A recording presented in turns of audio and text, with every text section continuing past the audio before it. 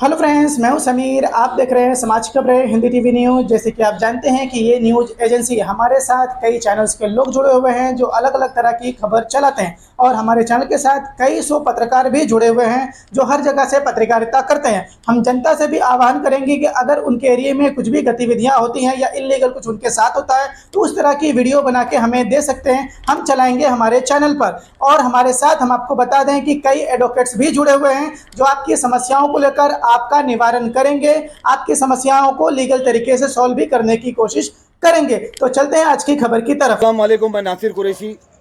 मेरे तमाम बुजुर्ग, मेरी बहनें, बच्चों, सभी को मैं कहना चाहता हूं, जहां तक ये वीडियो जाएगी मैं बताना चाहता हूं कि 2 दिन पहले मुस्लिम लीग की मुंबई अध्यक्ष रिजवाना ईसा खान ने मुझे फ़ोन करा। वो रिकॉर्डिंग मैं अभी डालूंगा इस वीडियो के साथ में। और मुझे बड़े ही प्यार से बुलाया कि भाई आप मेरे ऑफिस पे आइए, सिर्फ 2 मिनट के लिए आइए, आपसे कुछ काम है। मैंने बोला आपका क्या बात है, बताइए ना। मैंने पूरी तरीके से भरोसा करके, अपनी बहन समझ के, पार्टी की चीज़ें, पॉलिटिकल चीज़ को साइड में रख के मैंने रिजवाना ईसा खान के ऊपर भरोसा करके उनके ऑफिस पे गया। मैं रिकॉर्डिंग भेजूंगा उनकी। और जाने के बाद वहाँ पर उन्होंने एक नाजिया नाम की लेडीज़ को बिठा के रखा था जो उल्टे सीधे इल्ज़ामात लगाना शुरू करी उसने रिजवाना को लेके कि मैंने उसे किसी गैर मर्द के बारे में फला धमाका ऐसा कुछ, उन्होंने पहले से पूरी पिक्चर बनाई थी मुझे फंसाने के लिए। फिर अचानक से इन लोगों ने मेरे ऊपर अटैक किया है। वो एक रिकॉर्डिंग भी है, इन्हीं की एक महिला ने बोली है कि नासिर को बुला के उसको अटैक किया गया है। वो रिकॉर्डिंग भी मैं भेजूंगा। मैं तमामी आप लोगों से ये बताना चाहता हूँ कि रिजवाना ईसा खान इतनी गिर चुकी है। मलाड मालोनी में तो ये बदनाम थी लेडीज़, कई लोग बताते थे इनके बारे में, फलाना फलाना चीज़ें बताते इनके बारे में, लेकिन इस महिला का असली चेहरा अब सामने आया है। मुझे धोखे से बुला के मेरे ऊपर अटैक किया गया। उसके बाद एक नाजिया नाम की लेडीज़ को चौकी भेज के मेरे ऊपर सरासर गलत इल्ज़ामात लगाया जा रहा है कि मैं 4 साल से किसी महिला के साथ में रेप कर रहा था। अब आगे मैं ये बताना चाहता हूँ कि 4 साल से वो महिला कहाँ थी, अब तक चुप क्यों बैठी थी वो महिला। और जब इन लोगों को ये लगा कि नासिर कुरैशी मलाड मालोनी में बहुत तेज़ी से आगे बढ़ रहा है, हर मुद्दे को आगे, पब्लिक के मुद्दों को लेके बढ़ रहा है, हर चीज़ों में आगे बढ़ चढ़ के हिस्सा ले रहा है, तो इनको लगा नासिर कुरैशी को रोकना बहुत ज़रूरी है, नहीं तो ये हमें पीछे कर देगा।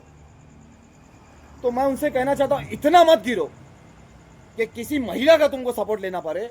आप लोग बोलते हो कि महिला का हम सपोर्ट करते हैं, उनकी इज्जत करते हैं, यही इज्जत है।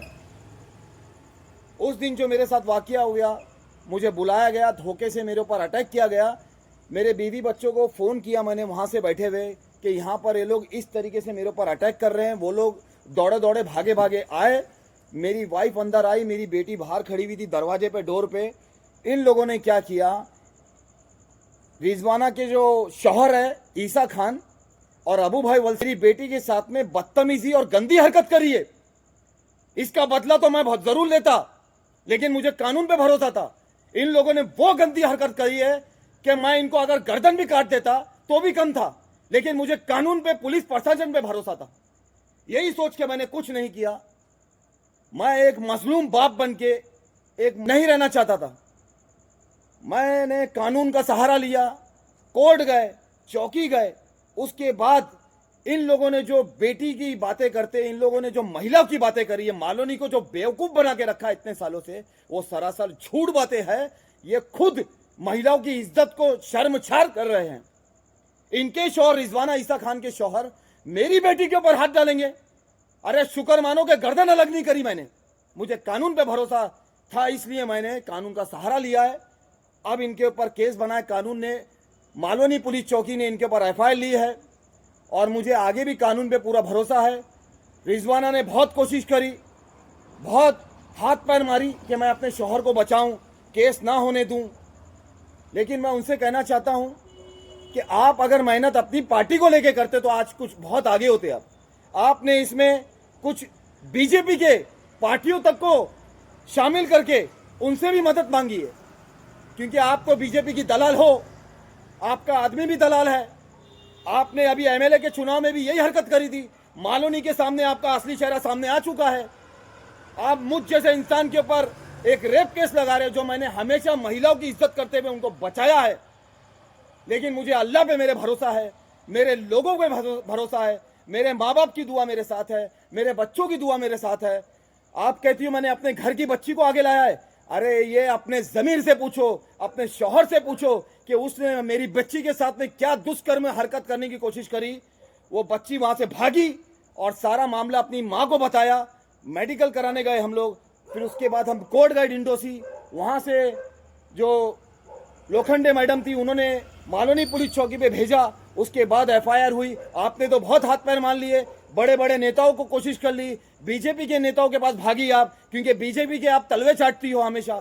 मैं कहना चाहता हूं, जिस तरीके से आपने एमएलए के चुनाव में तलवे चाटे थे, यहां नहीं चलेगा, क्योंकि सभी को पता है कि किसी बच्ची के ऊपर हाथ डालना, वो भी मेरी मासूम बच्ची 16 साल की बच्ची के ऊपर जो ये दुष्कर्म करवाया आपके आदमी के थ्रू, मैं कानून से कहना चाहता हूं कि ईसा खान के साथ साथ रिजवाना ईसा खान को भी अरेस्ट करिए, क्योंकि ऐसे झूठे और फॉल्स केस बनाने में सबसे ज्यादा माहिर है ये औरत।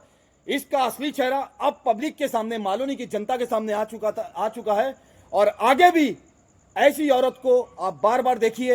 ये नगर सेवक बनना चाहती है। मेरी मालोनी की आवाम फैसला करेगी इनका क्या करना है, और मुझे कानून पे पूरा भरोसा है। नासिर कुरैशी बाइज्जत बाहर आएगा और जरूर आएगा। आप सभी की दुआओं के साथ में मैं जरूर बाहर आऊंगा। इसी के साथ मैं कहना चाहता हूं, मेरे लिए दुआ करिए। मेरे पीछे इन लोगों ने पुलिस प्रशासन लगाया है, धोखे